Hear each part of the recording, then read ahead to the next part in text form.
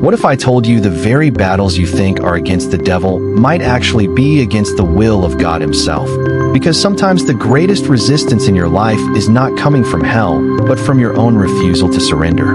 You cry out for direction, yet ignore the gentle nudge of the Spirit. And in that tension, you begin to fight the hand that is trying to guide you. You know you are fighting God's plan when obedience feels like death to your pride, when every excuse in you rises louder than his command, when you cling to comfort though he is calling you into the unknown. Just like Jonah, who ran from Nineveh, convincing himself that his plan made more sense than God's.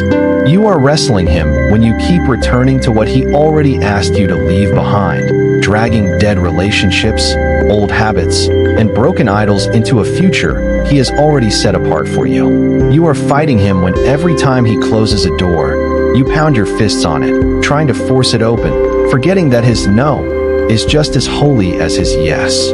You are resisting when your prayers are less about "your will be done" and more about "God, do it my way," as if the potter should bow to the clay. Do you not see that every delay, every restless night, every cycle of frustration might be his mercy, hemming you in so that you cannot outrun your calling? Look at Israel in the wilderness, circling the same mountain for 40 years, not because the promise wasn't real, but because their rebellion chained them to delay. Their murmuring louder than their worship, their fear stronger than their trust.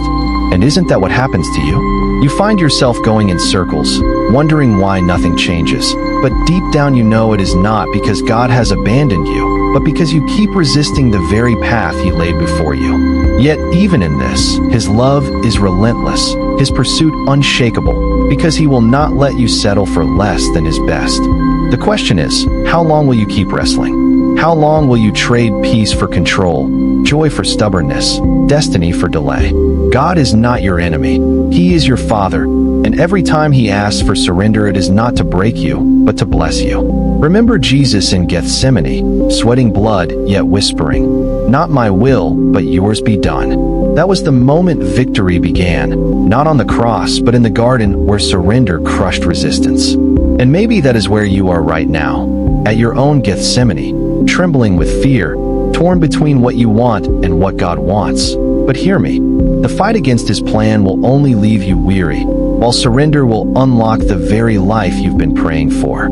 So let go, lay it down, stop running, stop circling, stop arguing with the one who knows the end from the beginning, and choose today to stop fighting God's plan before you waste another year wrestling against the very hands stretched out to save you. And if this word stirred something in your spirit, don't keep it to yourself.